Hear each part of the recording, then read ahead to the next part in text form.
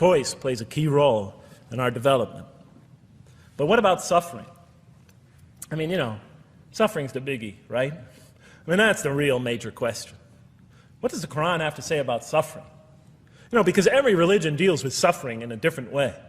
It's either something you have to be saved from, and so some religions stress salvation, or it's something that you have to sort of transcend through meditation and training, so you can sort of not feel it so much, get above it and beyond it. Some religions see it as primarily punishment. Some see it as, some of the more ancient religions see it as the result of the precarious and whimsical, control of many gods working against each other, playing with human beings. Different religions have dealt with it in different ways.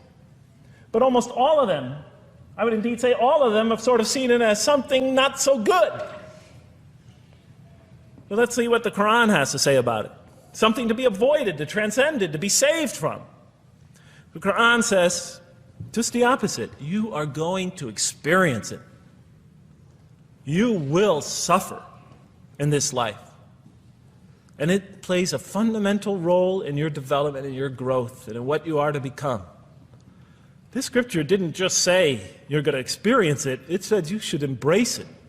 You should struggle through it. Your life should be a struggle, it says. It should be a jihad. Yeah, right? But that's what it says. Jihad means struggle. When the Quran most says jihad, it's very seldom, it's most often not in the context of fighting. Qital is the Arabic word for fighting. But it says even in the Mecca verses, long before Muslims had to defend themselves against their oppressors, it mentions that you have to struggle in the path of God. With the Quran, it even says. Struggle in the path of God with this Quran. Life is a struggle. It says in one verse, most assuredly we will try you with something of danger and hunger and the loss of worldly goods, with the loss of your lives and the fruits of your labor. Most assuredly we will try you. It's not just talking about evil people, good people. But give the good news, the glad tidings. Be happy for those who are patient in adversity and suffering. Good news, I thought? Doesn't the author understand the terrible effects of suffering? Give the good news to those who are patient through adversity, who when calamity befalls them say, truly unto God we belong and truly unto Him we shall return. In other words, that this could benefit them. It was a remarkable statement. Here's another one. Do you think that you can enter paradise without having the like of those who passed away before you? And the next verses start to explain these people were good people who suffered terribly. Do you think that you can enter paradise without going through the same? Why, I thought? Why do we have to suffer in life? Misfortune and hardship befell them, and so shaken were they that the apostle and the believers with him would exclaim, when will God's help come? These are good people. When will God's help come? Oh, truly, God's help is always near. You will certainly be tried in your possessions and yourselves, the Quran tells the reader. You're going to face hardship. It's guaranteed.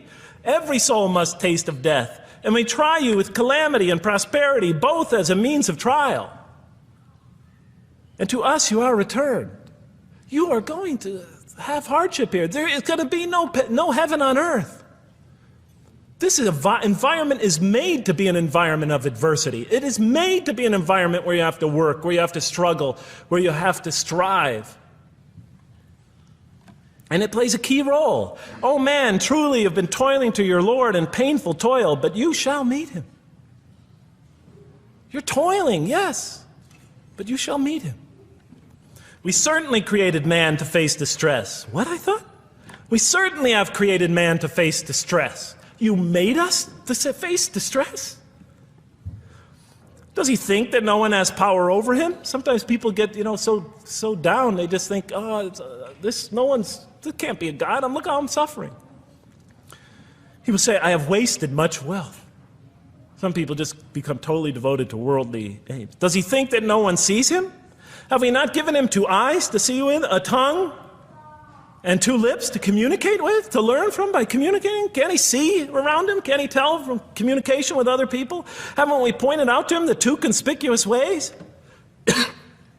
What are the two conspicuous ways? But he attempts not the uphill climb. One of them is the uphill climb. And it says this is the way you should be pursuing. And what will make you comprehend the uphill climb? It is to free a slave, or to feed in a day of hunger an orphan nearly related, or the poor one lying in the dust. Then he or she is of those who believe, and exhorts one another to patience, and exhorts one another to mercy. You have not attained to faith until you struggle the uphill climb. It's telling us you should pursue the uphill climb. What is the uphill climb? Reaching out to your fellow man who suffers, to feed the poor one, to help the poor soul that's lying in the dust. And all over the world there are people in that state.